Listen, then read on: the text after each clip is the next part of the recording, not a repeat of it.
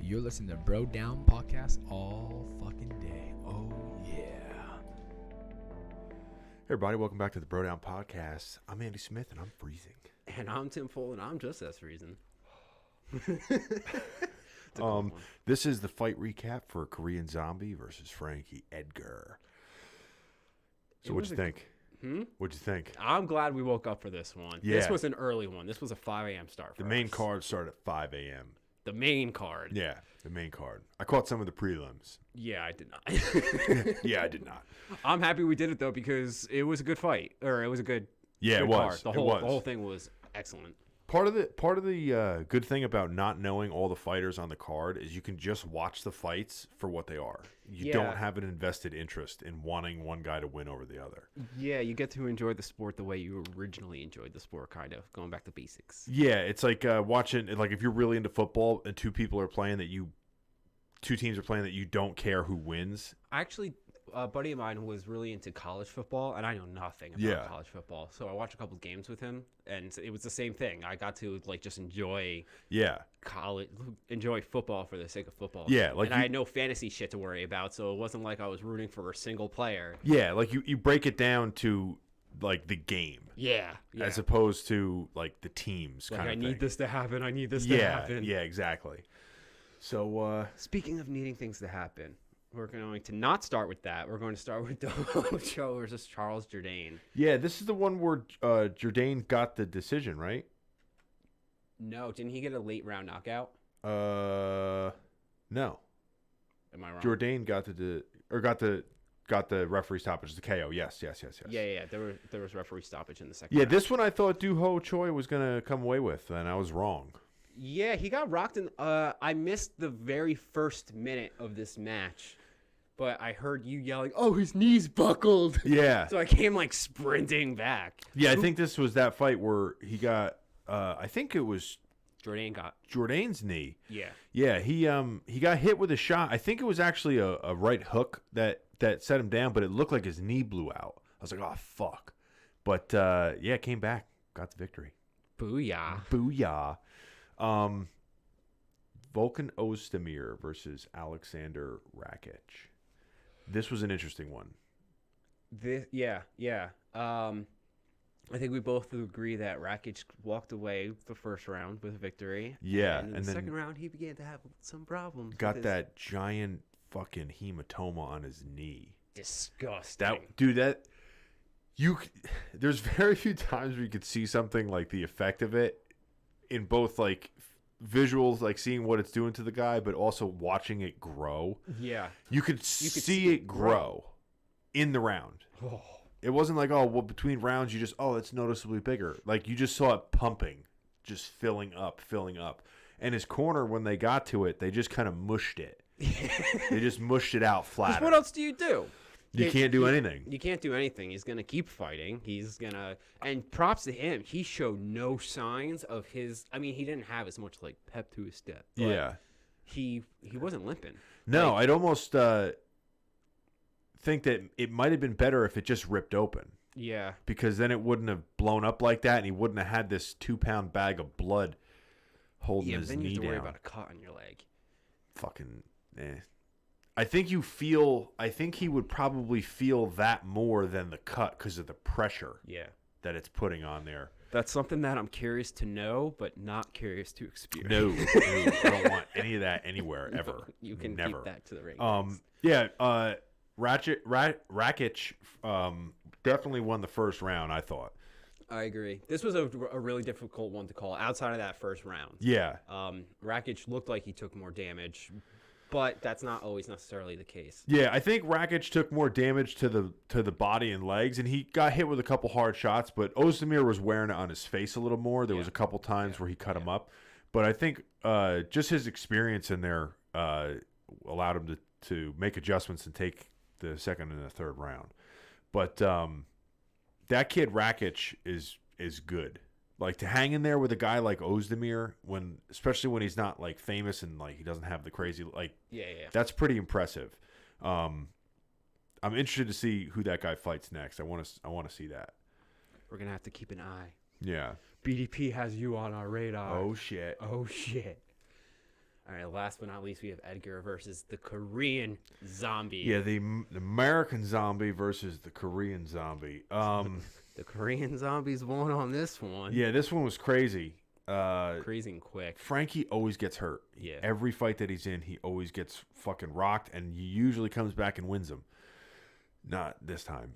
No, he did come back. It's just that he got rocked immediately again. I think this is one of those cases where if the ref didn't know that was Frankie Edgar in there, he would have called it a couple times. Yeah, yeah. But because it's Frankie Edgar and this happens to Frankie all the time, I was a little concerned with how quickly it happened and the shot that he I mean, any shot can just catch you the wrong way, but of course, it just seemed like he wasn't taking it as well as he used to. But god damn, is there anybody tougher than Frankie Edgar?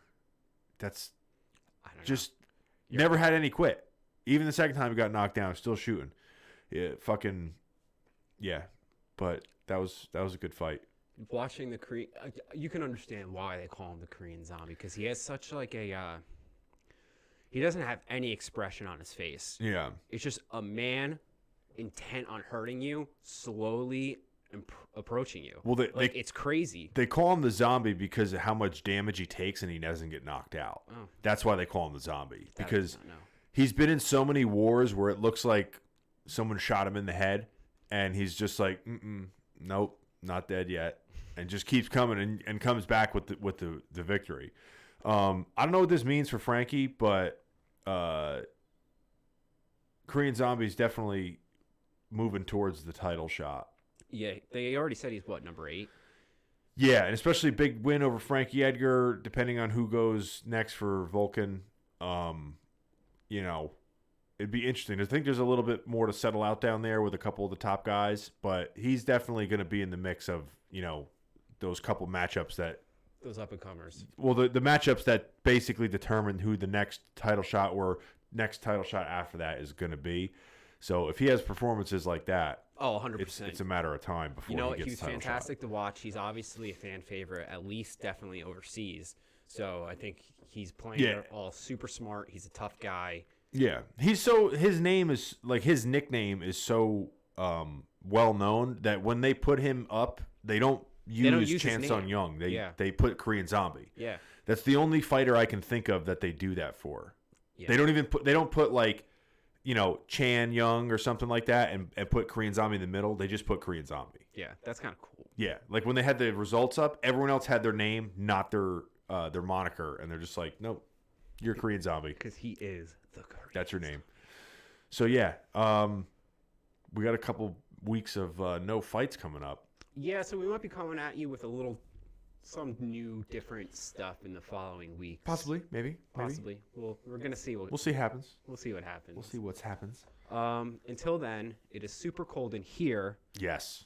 It's super cold everywhere. Yeah. And a way to stay warm. Sweatshirts. And sweaters. BroDownPro.com. All available at BroDownPro.com.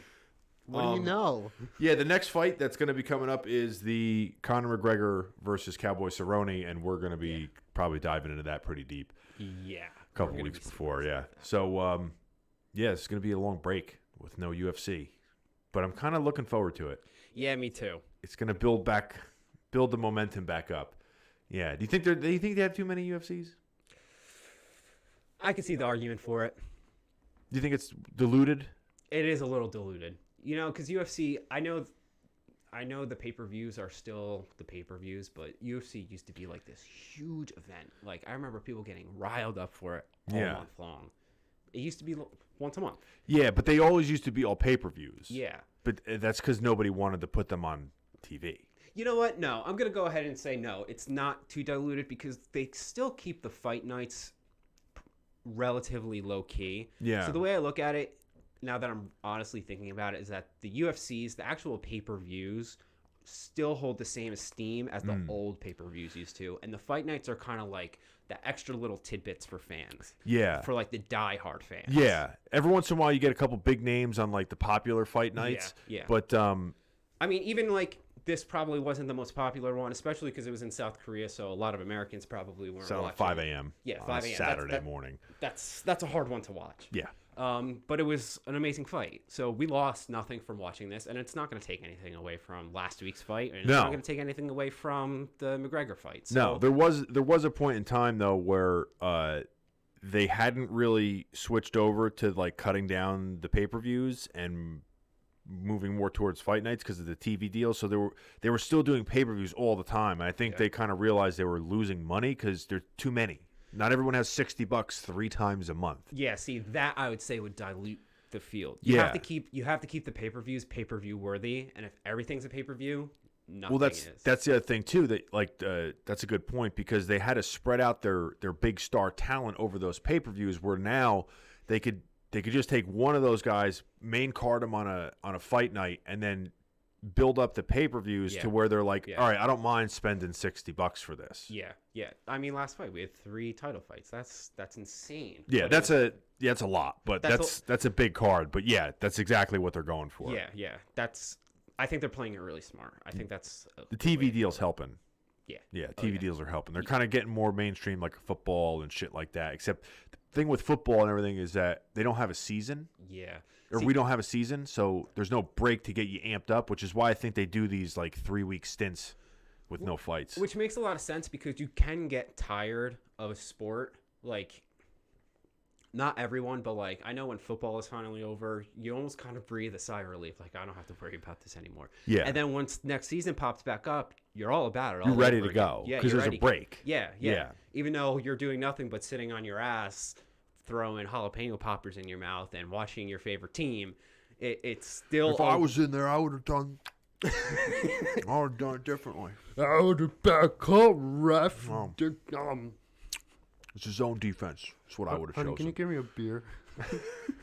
Fucking. All right, let's get the fuck out of here.